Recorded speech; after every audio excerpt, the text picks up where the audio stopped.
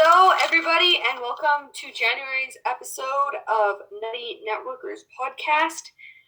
Today, we will be discussing a bunch of firsts because it's the first month of the year. It's our first podcast of 2021. However, it's not our first day back in the museum, which is sad. But next week, hopefully, we can be back in the museum. So, how this podcast is going to break down is I am going to be talking a little bit about what I found research on Canada pre-Confederation and then the Confederation of Canada. And then Anna is going to walk us through a couple of the first things that happened in Wetaskiwin. And then Joe is going to wrap us up with a few between just other random firsts that happened in Alberta and in Wetaskiwin. And hopefully we don't get too off topic today. Are you guys all ready with your information? Yeah, but you're first, because Canada. First is Canada. I'm not used to going first. This is exciting. So first I have a little disclaimer announcement. While I was doing my research, I debated if I was going to try and pronounce the indigenous names of the groups and the culture, and the languages that they had. And at first I was leaning more towards no, because like if someone was putting something on the internet and they said my name wrong, I wouldn't really like that. But then I decided that I'm just gonna give it my best shot because I'm not trying to make fun of it, and if this is your language and saying it wrong, I'm so sorry. Please correct me down in the comments. But I decided that we need to start using the proper names, even if they are difficult to say and we don't know how to say it. And then Joe or Anna, if you guys know how to say it properly, please correct me. Or if you think I'm saying it wrong, just jump in.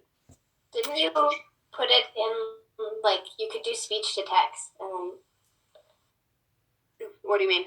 Or, like, you highlight it and then you press speak and then it tells you. I tried that and, like, the Google butchered the names more than I ever could. So, because they do it phonetically, right? So, I have a rough idea on what they're supposed to sound like, but I'm so sorry when I get them wrong. And I acknowledge that I'm doing it wrong, but I think it's important to me that we start using these words because they are the proper words. Yes. So, after that disclaimer and an agreement of my people who are here. So, when I was doing my research, there was a lot of contradicting ideas, as there always is when you're doing research, and it just reminded me how much more research needs to be done in the history of our Indigenous peoples of Canada. Like, one website I looked at told me that there are only 3 First Nations groups in Alberta, which is incorrect. Today, there are approximately 46 First Nations groups in Alberta, with lots more across Canada. And the most common languages spoken are Blackfoot, Cree, Chippewa, Dene, Sakri, and Stoney, or Nakota Sioux. So those are the ones I found most information on because what's most relevant now, we look into most, but so I am going to be missing some information, and for that, I deeply apologize. So, after that second disclaimer, pre-contact, they're mostly the same type of tribes that there were in Alberta that there are now. So, in the south, there was the Siksika, or Blackfoot, the Kainai, I think it's, or the Blood, the Kikuni, or the Yagan. And then there's this other tribe that I found, the Gros Ventre, and now they live mostly in Montana, which I found interesting because they are a migratory group. And then in the middle, we had the Kootenai and the Crow, and then the Tusni. I think I butchered that. And then in north, we had the Slavery. And what's really cool that I found is there was about 500 generations of Indigenous people living in Alberta before the Confederation of Canada, which is that's a lot of years. And how we know this is because in Writing and Stone Provincial Park, around the Milk River, there's the largest concentration of First Nations petroglyphs, which is carvings into the rock, and pictographs, which is like rock paintings, in all of North America, which is Wow. super cool, in my opinion, that we have one of the oldest pictographs and petroglyphs, and it's in Alberta. And then also there was a 10,000-year-old spearhead found in Athabasca, which is super old, and it's crazy how they can date those things. Yeah.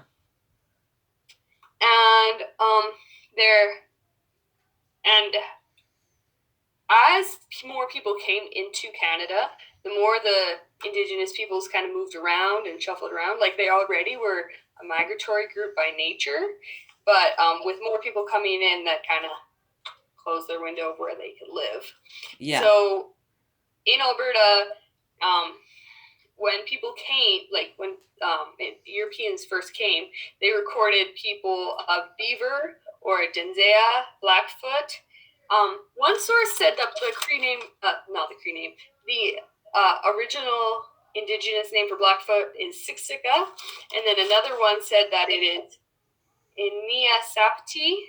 So I don't know what's correct, if they're both correct, if they're both incorrect. Please tell me if you know. The Chippewa, the Plains Cree. Okay, Joe, do you know what the Plains Cree word is?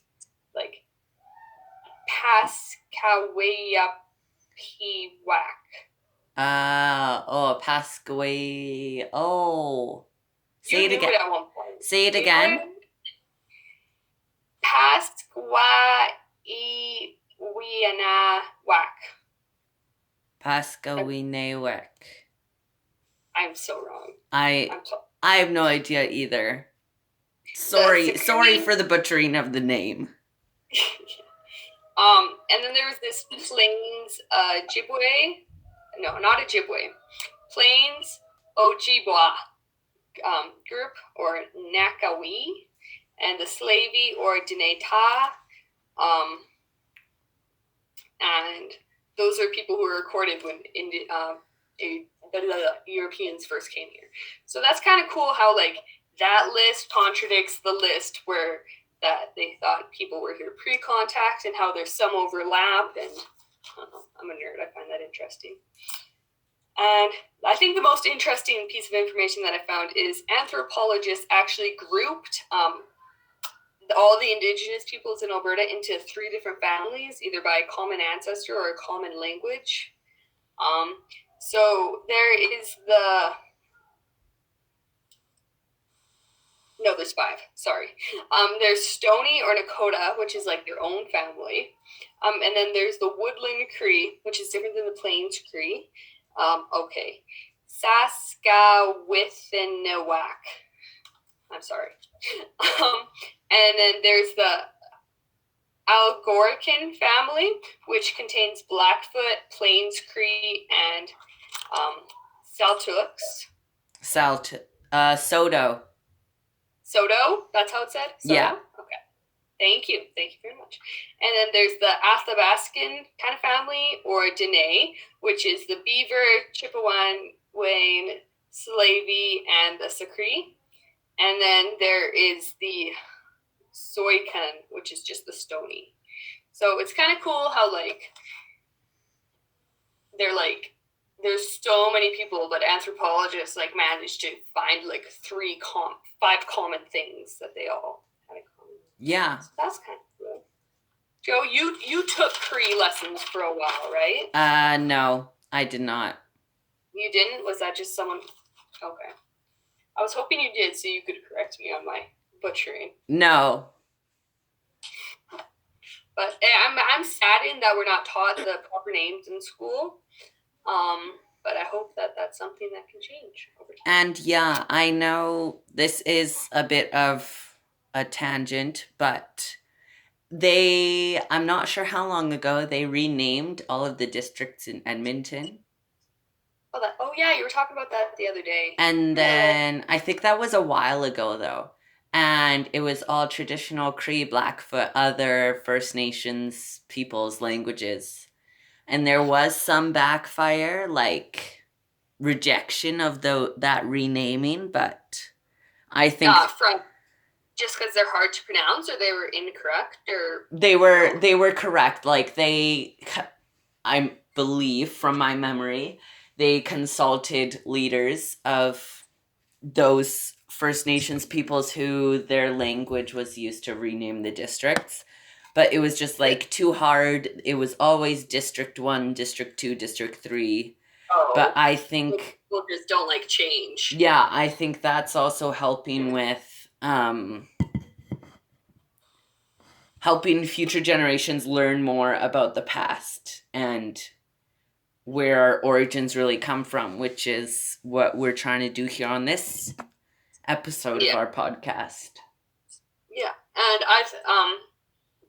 I could have picked a lot of things to talk about pre-Confederation, like the first travelers that came here, like the Vikings that first came here, and all of that stuff. But I really thought that like it's important to me.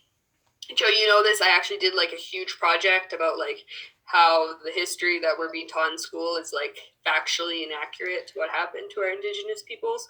Mostly talking about residential schools, but then also things like this where we're taught, oh, the Cree Nation, when like that's not actually their name. And I know that if someone walked around calling me Ether, like that's not my name. Don't call me that. Yeah. Like no matter how many millions of people you convince my name is Ether, it's not my name. Yeah. Which is one of the reasons I didn't want to like butcher the name so badly, but the first steps are always the hardest, and I believe I made a first step today. So you can argue with me in the comments. I really don't care. And it's good that you started with that first step. Yeah. And like today's all about firsts. That was my first attempt pronouncing those names online. Okay. Now for the Confederation of Canada.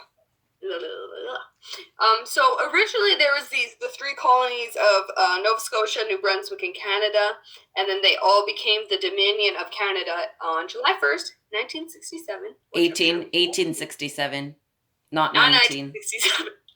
The most simple fact about Confederation I managed to mess up. Yes. Okay, but actually before 1867, the idea of unification came up before a couple times. Once was in 1839 by Lord Durham in his report on the affairs of British North America. He was like, maybe we should just shove them in one country and don't have to deal with them anymore. But that was rejected. And then in 1859, there were three men who lived in Canada who took Lord Durham's report, and then they went to Great Britain, were like, hey, we kind of want to be like our own country now. But they were turned down. They're like, nah. I'm sure that's like a perfect word for word. Nah. That's historically accurate. At that time, like, Canada was just, it wasn't important enough for Britain to be paying attention to.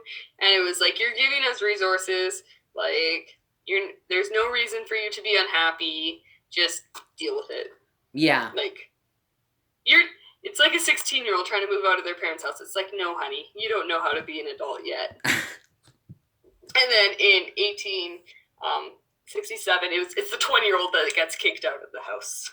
Like, go be an adult. Yeah. So there were a lot of influences that contributed to the Confederation of Canada. So I have a couple that I thought were interesting to me, at least. So one was the political deadlock from the current political structure. Like, nothing was happening. It was just, like, on pause. And while that was on, like, nothing was actually happening to Canada, like, more and more people kept on coming. So they needed someone political to step up and, like, try and run the country like it should be being run. And there's also economic nationalism and development. So just the economy was growing, but because of the deadlock, it couldn't grow as much as it could.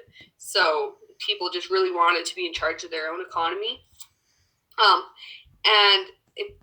Something that was really that we all learned in school is the Intercolony Railroad to improve trade, military movement, and just general transportation across Canada.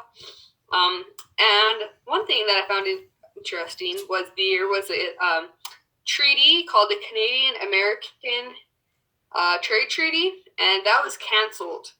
And that so then Canada, or what was Canada at the time, were like, we need to become more economically independent because the Americans didn't want to be trading with the British, and the colonies were like, well, we need this trade, so maybe we should become our own country. And then at the time, there was a lot of unrest down in the States, and they're like, and Americans were really mad at the British because this is like right after the Civil War and stuff. So then they're like, maybe we should not be as associated with the British anymore, because in reality, Canada was pretty independent already, but they just didn't want that name tie, especially since they weren't getting anything out of it. And then in addition to the American Civil War, like, Canada didn't want to become a republic and like didn't want to go through all that bloodiness. That happened. Is your dog being cute? Yes, and slightly annoying. I love dogs. The joys of online meetings.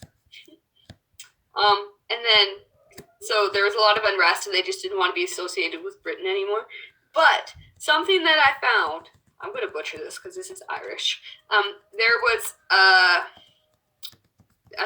a moment, a couple times in history, where there were Furanian raids. So all across Canada, there was this, it was being raided in like Nova Scotia and what's now Alberta and BC, and like even up north, like northern, what's now Manitoba, there were these raids happening. So there was this Freeman Brotherhood, which was loyal to like their new home, which is like now Canada, and then their new home, which was the United States, and then they fought against another group who were loyal to the home country, to Britain, and then so there was this super loyal to America group in the States, and then the super loyal group to British in Canada, and then they were just like always fighting, and like it was lots of bad things happened out of it, like lots of resources were lost and lives were lost. So then Canada was like, why are we having this fight? Like, it doesn't make any sense. You like America, you like Britain, you shouldn't just be like coming to attack our resources. So that was actually played a pretty big role. And I don't remember learning about that in school. Do you guys? I don't remember it at all. Because like it's grade 5 where you learn all about Confederation. I do remember the Durham Report that you mentioned. Yeah, that was in grade 7, I think. Yeah, somewhere in there.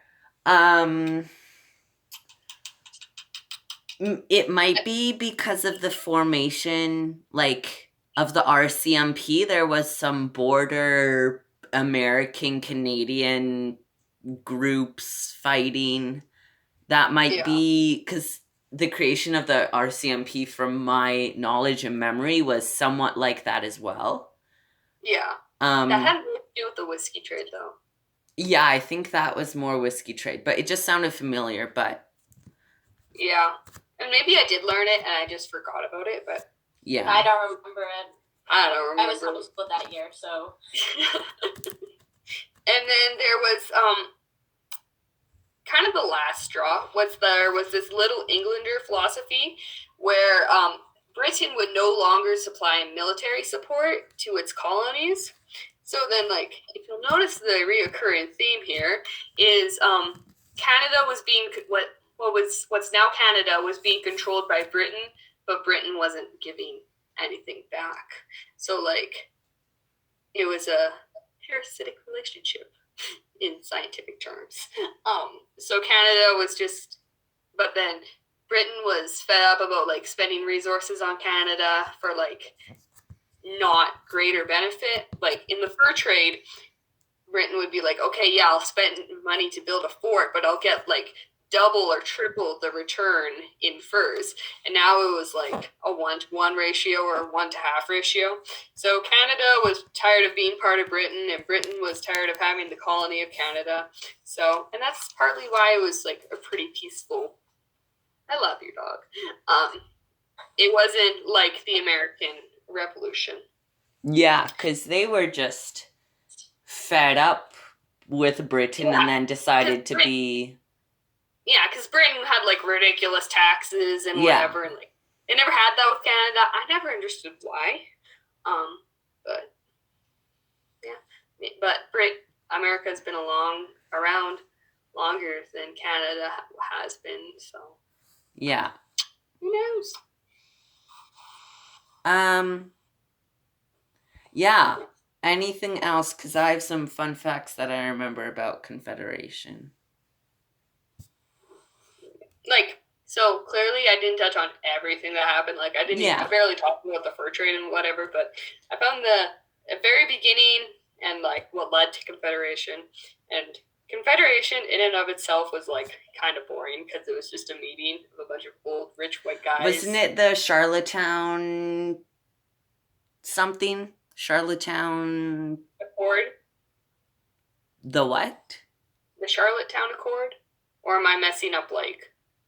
Yeah, something like that, and they all got onto a big boat and signed papers that said Canada is now a country. Like, I mean, that's kind of lame. Yeah, like, that might be.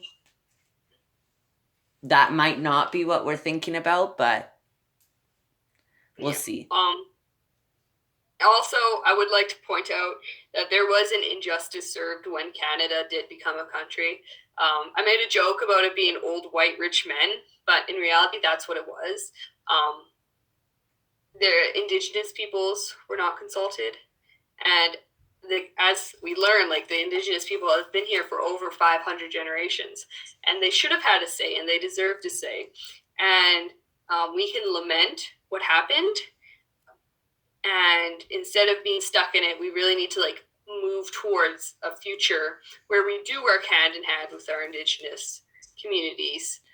And like, if that means me butchering saying their proper names on a podcast, like I'll do that. But let's make it our goal of 2021 to like make better connections and work more with our Indigenous brothers and sisters. Yeah, and you saying that kind of brought to me how Canada was named. Like, it's a little ironic that the name Canada has its root in Huron Iroquois. What's the word? Words, I guess. So it's kind of ironic how we're named after a specific language from a specific people who were here before us, yet we haven't always respected the relationship in between us in the past. Yeah. But yeah, what's funny is Jacques Cartier, the French dude one of the many French dudes who came over, this is what I remember from like, you know, those history minutes that they would always show us in like junior high? Yeah. So, I follow them on Instagram.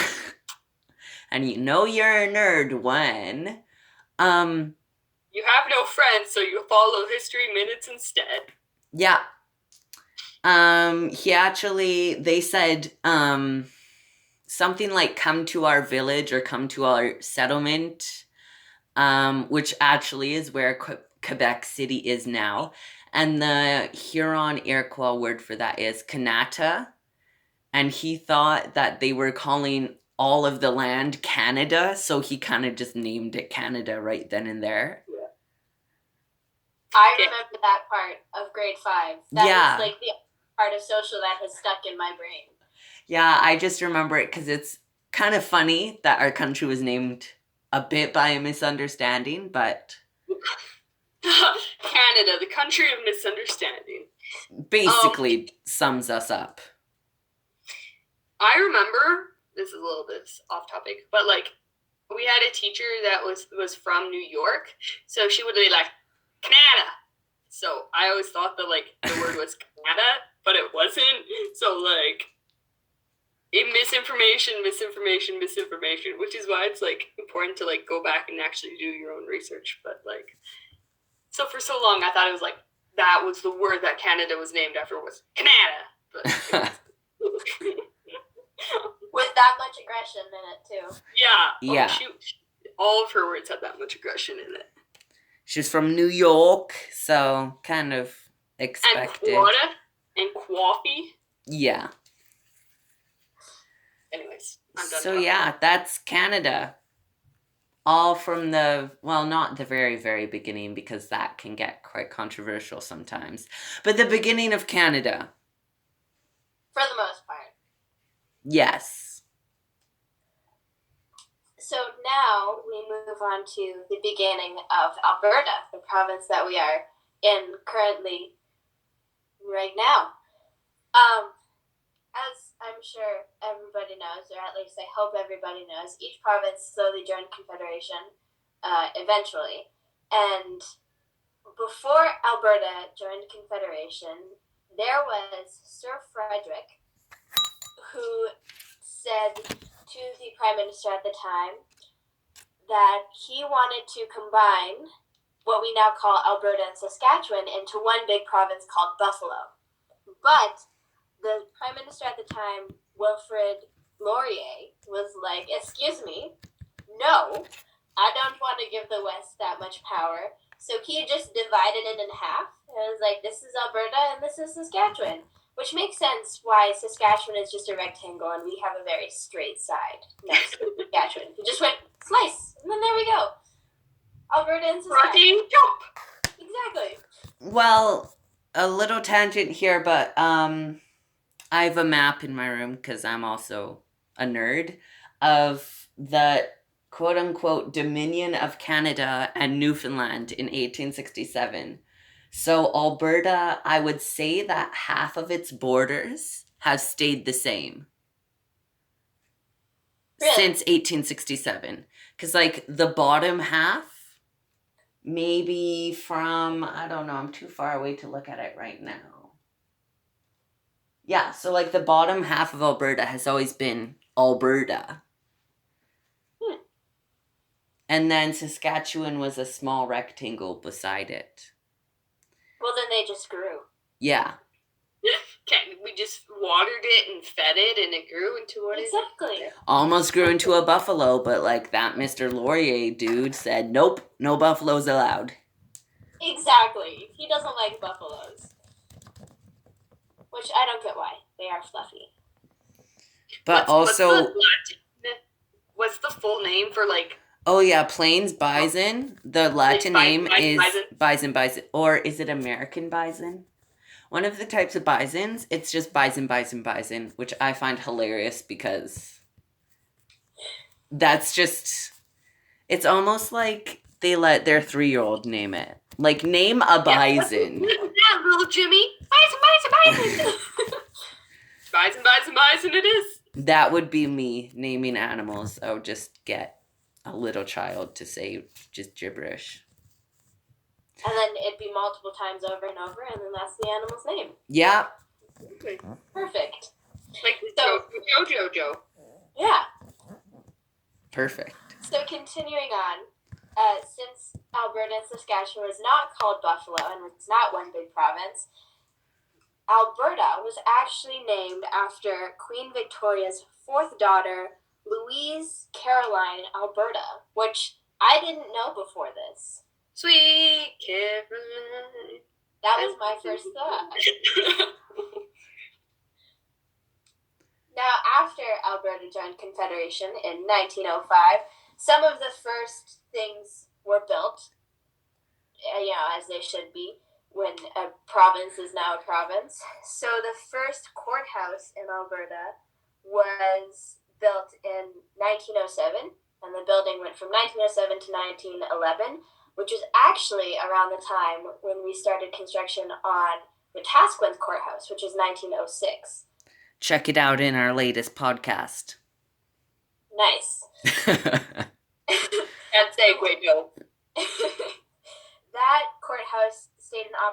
1907 to 1979. So only like 70 years, which I think Wetaskiwin Courthouse stayed in operation for a little bit longer. Yeah, you'll have to go back to our last podcast to figure that out. Yes. Comment down below, because we don't have very good memory. Remind us. Yeah, please remind us on the things we taught you. So, moving from courthouses to city halls, because Wetaskiwin Courthouse was also turned into a city hall, which it is now. The first city hall was Calgary City Hall, or as some people call it, Old City Hall, or I like Historic City Hall. And it was built it was finished building 1911 also, at a cost of only $300,000. What's that in nowadays? Quite a bit. A lot of money. So the Historic City Hall was built 1911 at a cost of only $300,000, which so cheap. Yeah, that sounds pretty cheap. I mean, the Wetaskiwin City Hall was only $75,000, so I kind of question how Wetaskiwin City Hall is still standing for also so cheap. Yeah. Lots of renovations. Lots of renovations, updating. And then another important thing to provinces and cities in general is hospitals.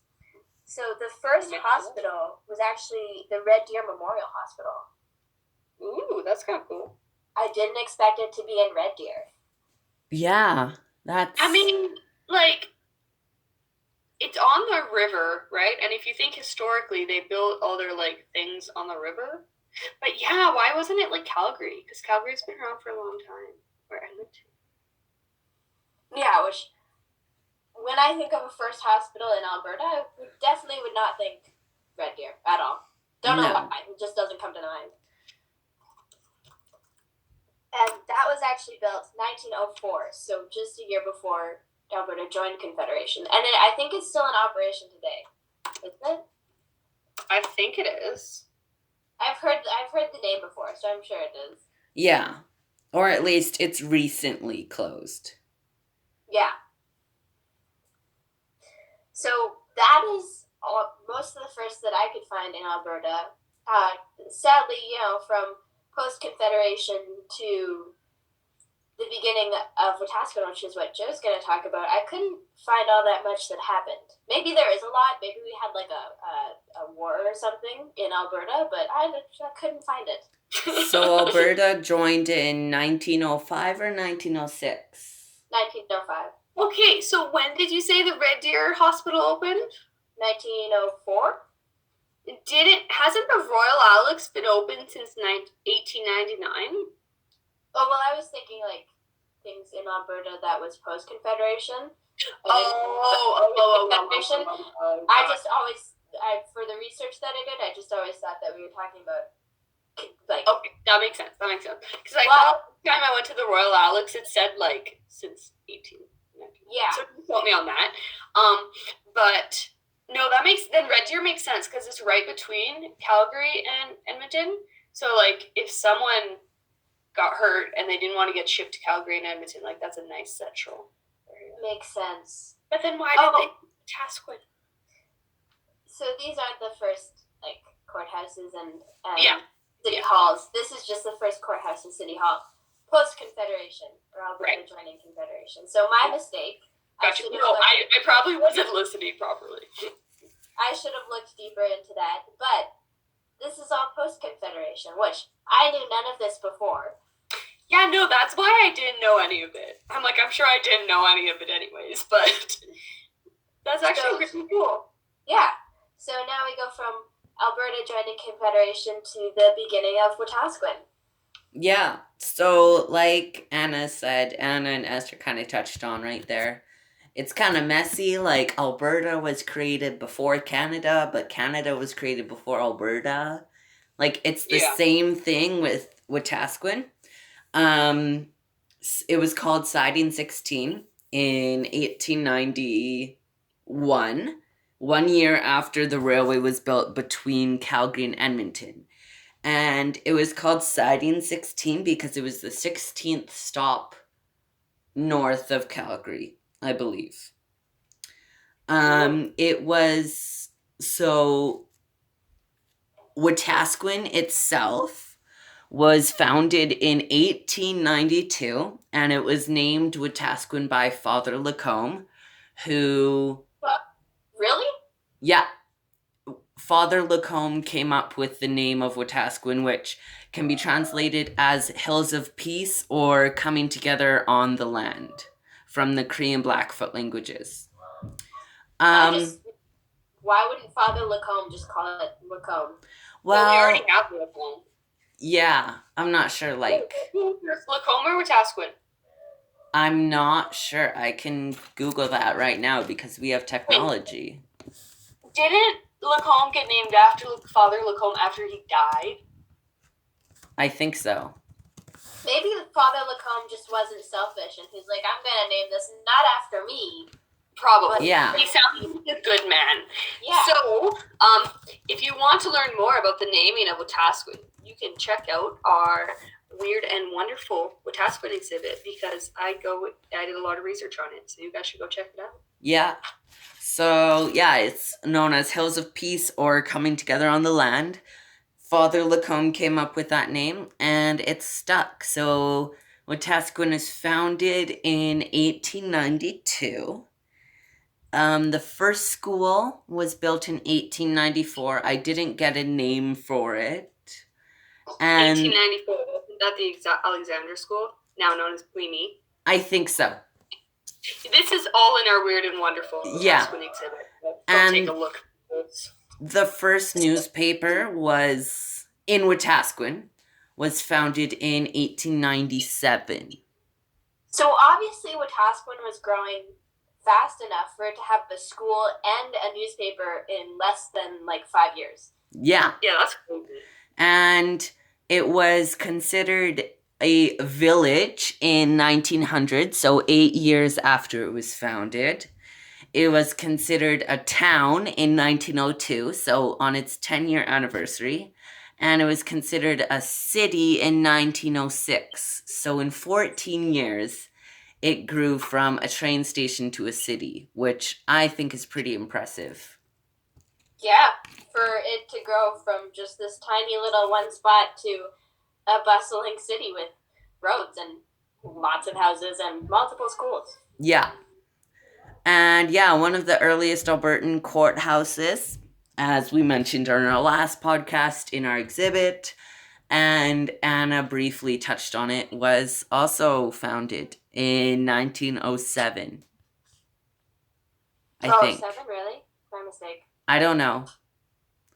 I did not write that down. On the notes, and I think it said 06. Okay, 1906. The courthouse. That was 06. Okay, so the same year Wetaskiwin was considered a city, the courthouse was also built.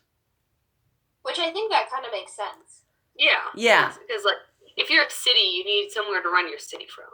Yeah, and fun fact, I'm not sure what the population is for being a city, but Wetaskiwin is the city with the lowest population in all of Canada. Cool.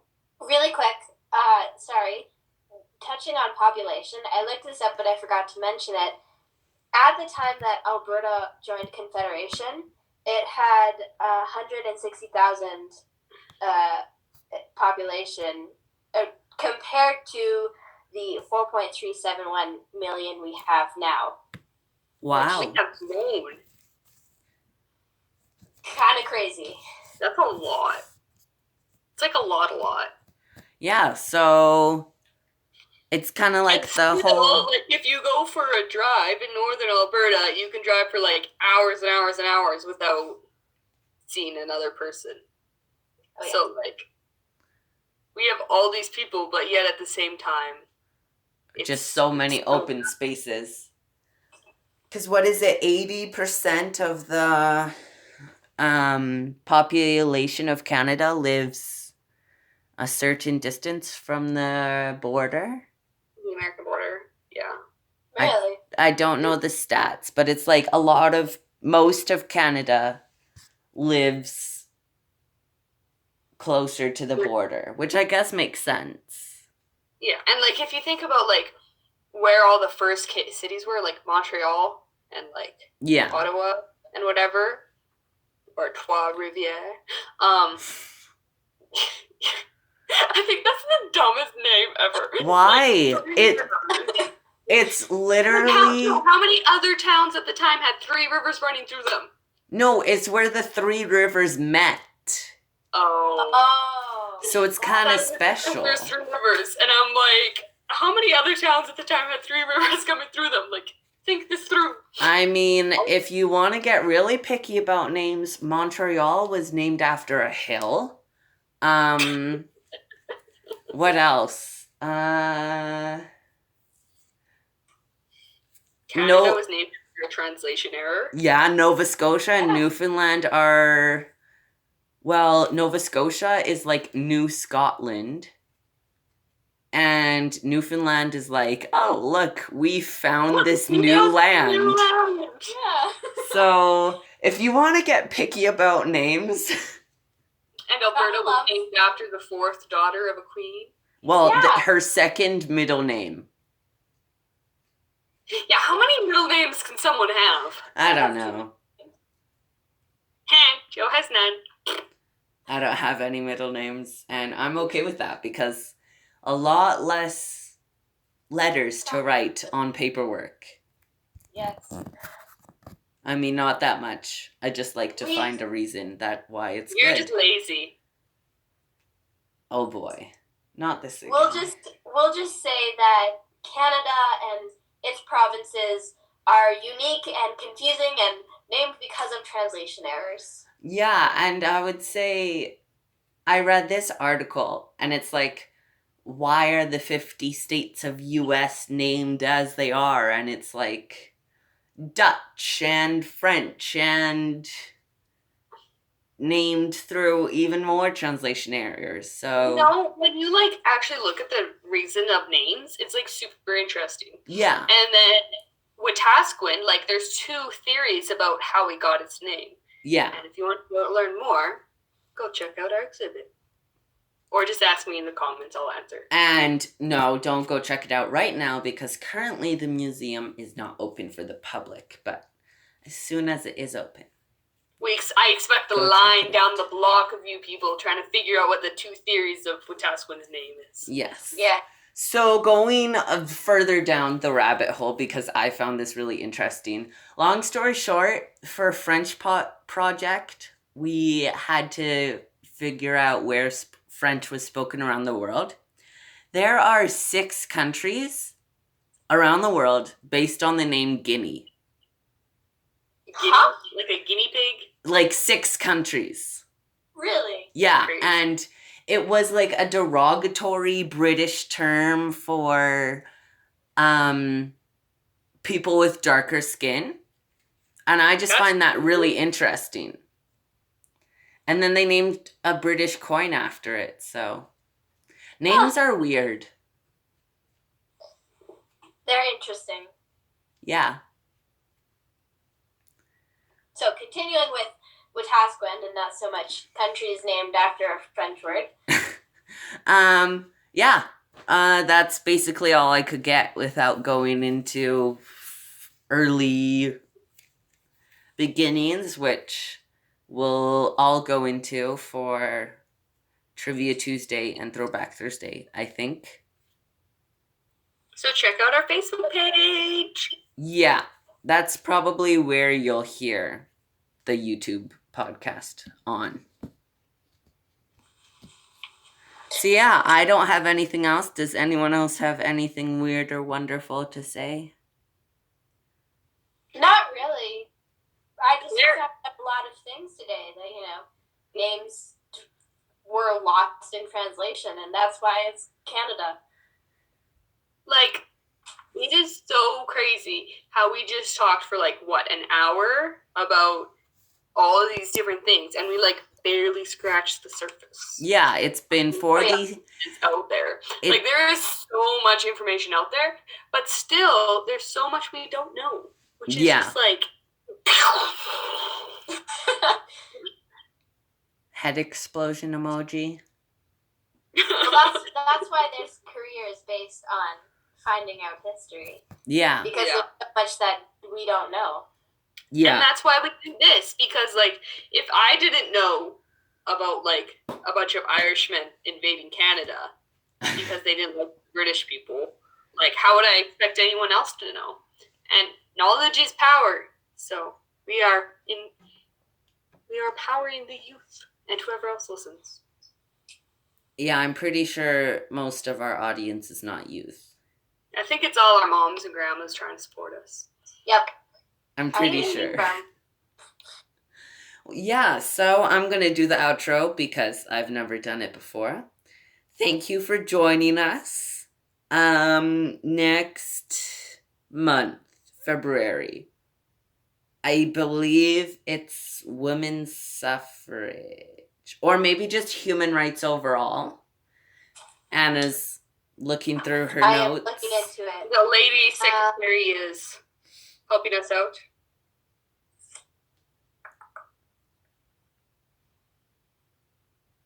Six. It is actually all about the indigenous. Okay, so yeah, we touched on that a bit in this podcast, but we'll delve deeper in, practice our pronunciation for... Do a little more research. Yeah. Try and get an interview. And hopefully we will be in the museum by then. So when the museum reopens, stop by. Of course, wear a mask, be respectful, wash your hands, everyone. Come talk to us in human, because I've defaulted to talking to stuffed elephants. And yeah, thanks for listening in. It might be a little long today, but we are all nerds and we like history.